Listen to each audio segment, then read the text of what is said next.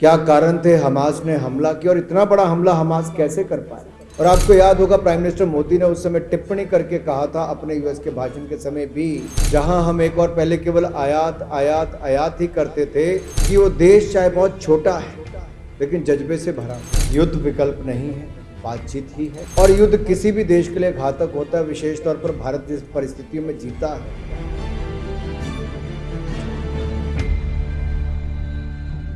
कि हमास ने पहले इतना बड़ा हमला कैसे किया, इजराइल फिलिस्तीन युद्ध और इसका प्रभाव मध्य पूर्व के देशों तक कितना रहेगा, भारत का रुख उस समय क्या रहा, और इजराइल और फिलिस्तीन दोनों के दृष्टिकोण को भी आपने रखा।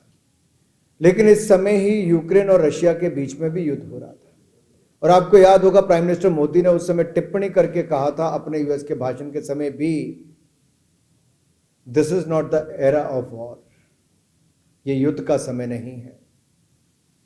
ये डिस्कशन, डिबेट एंड डिसीजन ये टेबल पर बैठकर होगा, युद्ध में नहीं होगा। और युद्ध किसी भी देश के लिए घातक होता है, विशेष तौर पर भारत जिस परिस्थितियों में जीता है। हमने चाहे 62 का, 65 का, 71 का या फिर कारगिल का युद्ध हो, भारत ने बहुत कुछ पाया, बहुत कुछ खोया है।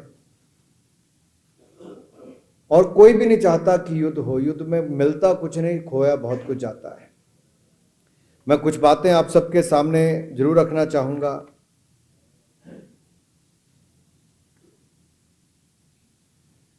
इजराइल और फिलिस्तीन, मेरे इजराइल कई बार जाने का अवसर मिला, हालांकि मैं उस समय गया जब, अगर आप उसकी एयर स्ट्रिप देखोगे बहुत इंटरेस्टिंग एयर स्ट्रिप है, जहां दोनों देश, आप वेस्ट बैंक की भी बात करो तो बिल्कुल साथ ही लगता है। लेकिन आप जब इजराइल के अंदर जाओगे और जिन परिस्थितियों में वो देश है, कोई बहुत आसान या असाधारण परिस्थितियां वहां की है वैसे, और कैसे उन परिस्थितियों में भी वो स्टार्टअप नेशन बना, कैसे वहां पर इतना शोध लोगों ने किया, कहां वहां घर का हर व्यक्ति फौज में जाकर अपनी जिम्मेदारी निभाता ही है, कैसे वो राष्ट्रवाद उनके अंदर कूट कूट कर भरा है, कैसे ज्यूज को, जो लाखों ज्यूज को हिटलर ने जिस तरीके से चैम्बर में जलाकर मार दिया था, उसके बाद वो देश कैसे खड़ा हो पाया, वो अपने आप में एक, जेरूसलम में आप जब जाओगे उनका म्यूजियम देखोगे तो बहुत भावुक होकर निकलोगे, लेकिन बाहर आकर देखोगे तो कैसे उन्होंने अपने आप को खड़ा किया। अब मैं उन सब बातों के विस्तार में नहीं जाऊंगा, लेकिन मैं किताब तक अपने आप को सीमित करना चाहता हूं कि वो देश चाहे बहुत छोटा है लेकिन जज्बे से भरा हुआ है। दूसरी ओर फिलिस्तीन देश है, लेकिन वहां पर हमास की ओर से हमला हुआ है। तो लोगों को, मुझे लगता है किताब पढ़ के भी समझ आएगा हमास क्या है, फिलिस्तीन क्या है, इजराइल के साथ कॉन्फ्लिक्ट क्या है। बहुत अपने आप में इंटरेस्टिंग स्टोरी है, जिसके बहुत सारे लोगों को बाहर पता नहीं, इसलिए पढ़िएगा जरूर, बहुत कुछ इसमें आपको मिलने वाला है। जो युद्ध की कठिनाइयां, अब आप अपने देश में हो तो फौज वाले आपको पहचान भी लेंगे, भाई बड़ा चेहरा है, टीवी पर आता है, आपको 10 मदद भी कर देंगे। दूसरे देश में जाकर 18 दिन फील्ड में रिपोर्टिंग करना युद्ध की, यह कोई छोटी बात नहीं है, बहुत बड़ी चुनौती थी।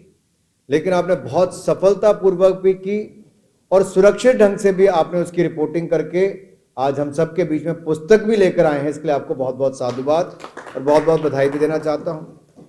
ये पुस्तक न केवल इतिहास के एक महत्वपूर्ण पड़ाव का सजीव वर्णन करेगी, बल्कि आने वाले समय में ये शोधकर्ताओं को, जो रिसर्च करने वाले उनके और पत्रकारों के लिए भी एक संदर्भ ग्रंथ बनेगी। और मुझे पूर्ण विश्वास है आप इस पुस्तक को पढ़ेंगे, उसका लाभ उठाएंगे। भारत का रुख उस समय प्रधानमंत्री मोदी जी ने क्या रखा, ये भी जानकारी आपको मिलेगी। और युद्ध की जटिलताएं क्या है उसको समझने में भी ये पुस्तक एक बहुत महत्वपूर्ण दस्तावेज है। और इस दस्तावेज को आपको तो पढ़ के ज्ञान मिलेगा ही, शोधकर्ताओं को और पत्रकारों को भी आने वाले समय में रेफरेंस पॉइंट के लिए भी यहां से बहुत कुछ सीखने को मिलेगा। तो हम सबको ये प्रयास करना चाहिए कि युद्ध से दूर रहें। हम सबको, भारत भी अपनी सैन्य क्षमता को बढ़ाता है, हम भी अपनी मैन्युफैक्चरिंग कैपेबिलिटीज को बढ़ा रहे हैं डिफेंस को लेकर, लेकिन अपनी रक्षा के लिए भारत ने कभी दूसरे पर जाकर अतिक्रमण नहीं किया। अपने आप को सुरक्षित रखने के लिए आज मोदी सरकार हर संभव प्रयास कर रही है। सेना को सशक्त मजबूत बनाने के लिए, अपनी डिफेंस कैपेबिलिटीज़ को और बढ़ाने के लिए। जहां हम एक और पहले केवल आयात आयात आयात ही करते थे, आज 1 लाख करोड़ रुपए का डिफेंस प्रोडक्शन भारत का अपना हो गया और 16,000 करोड़ का एक्सपोर्ट भी हमने पिछले साल कर दिया। 40,000 करोड़ तक हम उसको ले जाएंगे अगले 2 सालों में। ये अपने आप में एक बढ़ते हुए कदम है। फिर मैं कहूँगा, युद्ध विकल्प नहीं है, बातचीत ही है।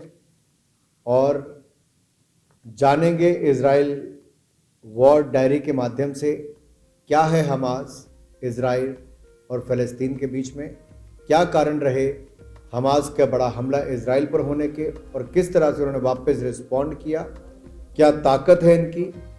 ये सब कुछ आपको इसमें समझेंगे, जानेंगे।